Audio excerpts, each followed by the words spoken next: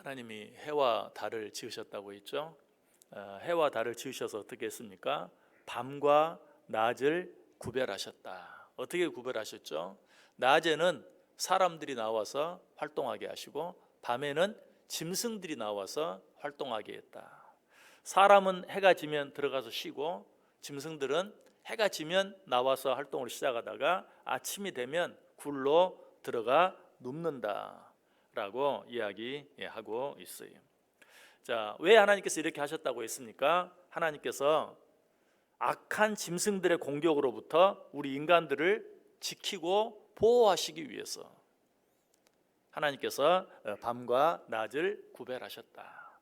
이것은 꼭 물리적인 일만이 아니라고 그랬어요. 영적인 부분에서도 마찬가지다. 사람이 낮에 활동하지 아니하고 밤에 활동하면 그만큼 육신적으로만 위험해지는 것이 아니라 영적으로도 악한 사단 마귀의 공격과 유혹에 빠지기 쉽다라고 말씀드렸어요. 그러므로 우리가 믿음 안에서 승리하는 삶을 살기 위해서는 육적으로든 영적으로든 기쁘고 안전한 삶을 살기 위해서는 낮에 다녀야 하고 낮을 살아야 한다라고 말씀드렸어요. 자, 그런데 낮을 살 수 있는 가장 좋은 방법이 뭘까? 새벽을 깨우는 겁니다. 새벽을 깨우는 자들은 밤에 일찍 잠자리에 들 수밖에 없어요. 밤에 일찍 잠자리에 드는 자들은 이미 말씀드린 것처럼 여러 가지 많은 밤의 유혹으로부터 자유로울 수 있어요.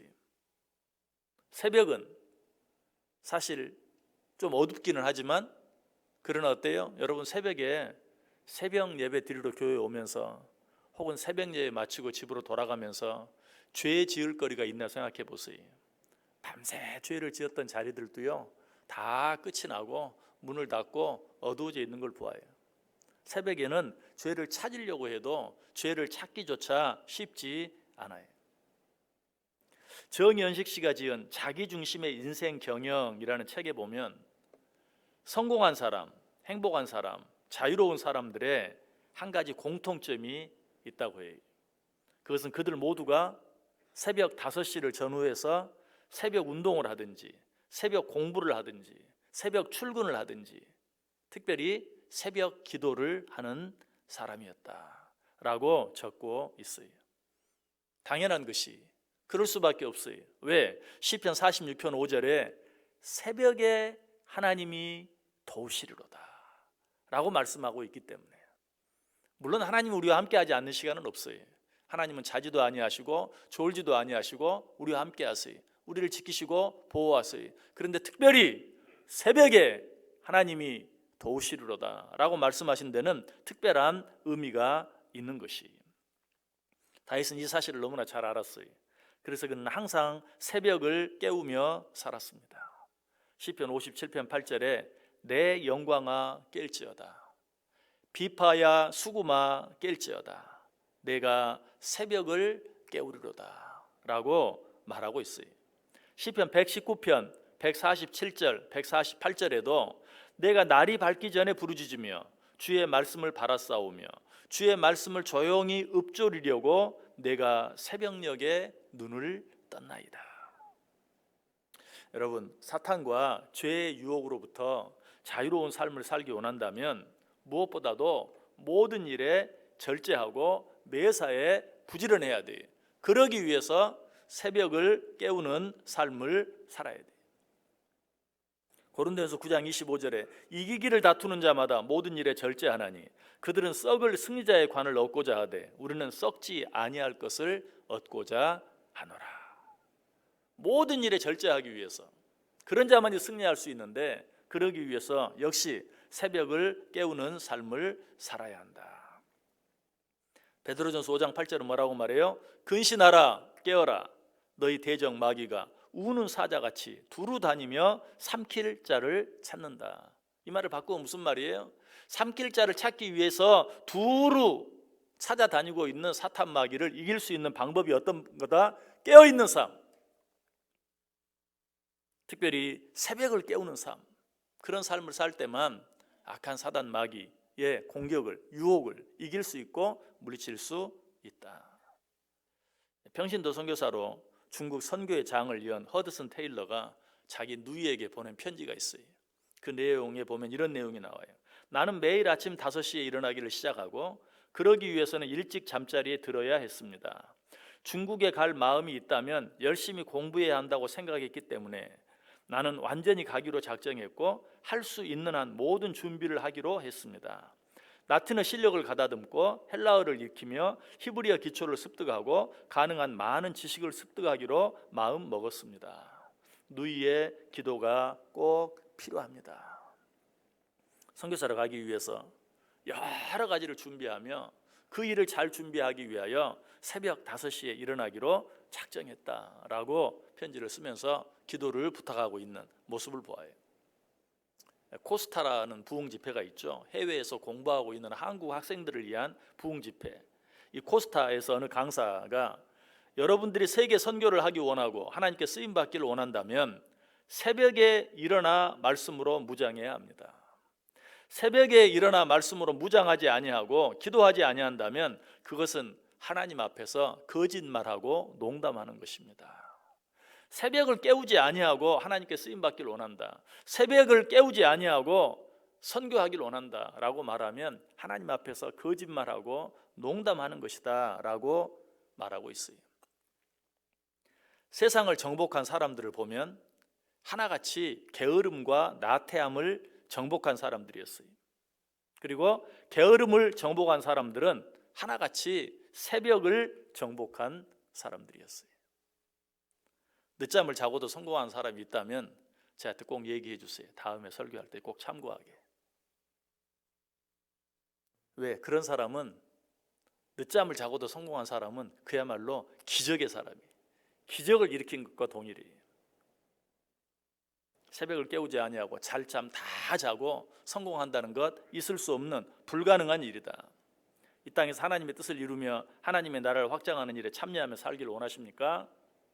밤에 다니지 아니하고 낮에 다니는 삶, 밤을 사는 삶이 아니라 낮을 사는 삶, 그러기 위해서 새벽을 깨우는 삶을 살 수 있어야 돼요.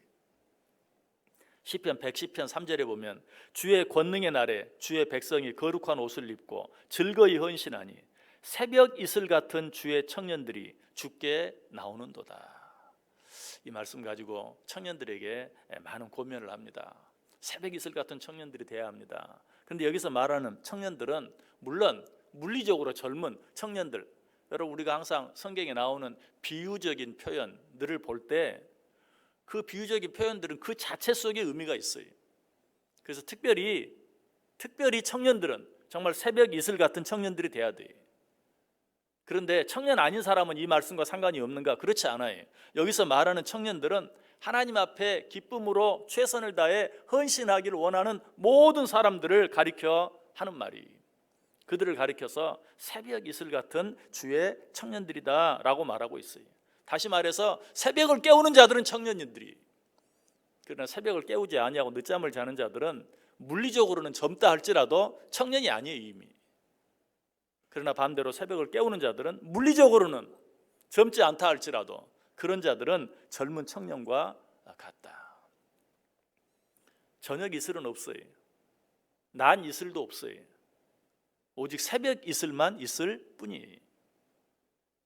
진정으로 새벽을 깨우는 자만이 새벽 이슬 같은 주의 청년이 될 수 있다는 것이. 현대 사회가 병들어가고 있는 가장 중요한 이유가 무엇일까요? 현대인들의 마음과 영혼이 무너져가는 가장 큰 이유가 있다면 무엇일까요? 여러 가지 많은 이유가 있겠죠. 그러나 그 중에 가장 큰 이유는 현대인들은 젊은이나 노인이나 할 것 없이 하나같이 저녁을 살고 있기 때문에 그래요. 예전에는 어떻습니까? 저녁을 살고 싶어도 살 수가 없었어요. 해가 지면 자리 펴고 자야 돼요. 해가 뜨면 일어나는 거예요. 그런데 요즘은 어때요? 그럴 필요가 없잖아요. 해가 져도, 아니 집안에 있으면 해가 졌는지 지지 않았는지조차 알 수가 없어요. 밤도 아무런 불편 없이 살 수가 있어요. 한밤에도 서울에서 부산까지 얼마든지 달려갈 수 있어요. 그러다 보니 사람들이 어때요? 밤에 노출되어 있어요. 아니, 밤을 살고 있어요. 그러다 보면 죄에 노출되게 되고 죄의 유혹들에, 악한 사단 마귀의 유혹들에 자주 노출되게 될 수밖에 없다는 것이. 아까 다윗이 어떤 삶을 살았다고 그랬어요? 새벽을 깨우는 삶을 살았다고 그랬어요. 그런데 한순간 자기의 게으름과 나태함을 이기지 못해서 늦잠을 잤죠. 늦잠 정도가 아니고 하루 종일 잤어요. 하루 종일 자고 저녁 때쯤 자리에서 일어났어요. 그리고 나서 자기 궁궐 옥상에 올라가서 어슬렁거렸어요. 그러다가 어떤 죄의 유혹을 만나게 됩니까? 목욕하는 한 여인을 보게 되고, 그로 말미암아서 그 여인을 범하고, 그 여인을 범한 일을 감추기 위해서, 아니 그 여인을 자기 안으로 삼기 위해서 그 남편을 전쟁터로 보내서 죽게 만드는, 일생일대 있을 수 없는 엄청난 실수를 저지르고 마는 것을 보아요. 그 말씀에 성경에 이렇게 기록되어 있어요. 저녁 때에 다윗이 그의 침상에서 일어나 왕궁 옥상에서 거닐다가 그것에서 보니 한 여인이 목욕을 하는데 심히 아름다워 보이는지라.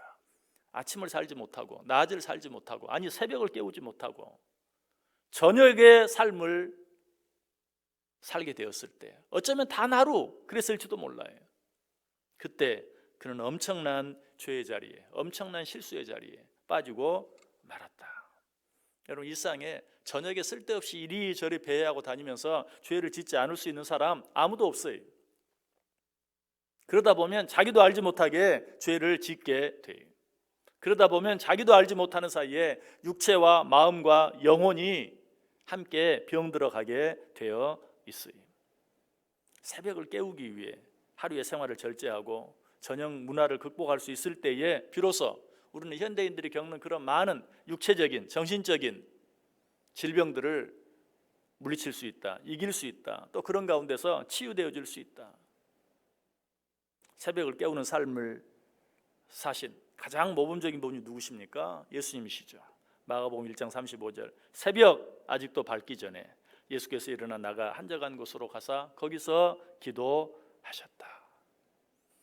어쩌면 여기 나와 있는 여러분들에게는 필요 없는 말씀일지도 몰라요. 그러나 오늘 우리들도 깊이 받아야 될 것은 이 시간이 얼마나 귀한 시간인가, 이 시간에 여기 있는 것이 우리가 얼마나 큰 축복인가 라는 사실을 기억하면서 늘 말씀드리지만, 이 시간에 나와 있는 곳으로 인해 교만하지 말고 자랑하지 말고 하나님 앞에 감사하세요. 찬송하세요. 하나님이 나를 특별히 사랑해 주시는구나, 하나님이 내게 이런 귀한 시간을 주셨구나. 남들보다 더 감사하고 더 기도하고 무엇보다 더 겸손할 수 있는, 더 새벽을 깨우기 위해서 애쓸 수 있는, 그래서 정말 나 자신의 게으름과 나태함을 이길 뿐만 아니라 무엇보다도 죄의 유혹을 이기며 살아갈 수 있는, 보다 적극적으로는 하나님의 뜻을 이루고 그리고 하나님을 기쁘게 하며 살아드릴 수 있는 저 여러분 될 수 있기를 주님의 이름으로 간절히 축원합니다.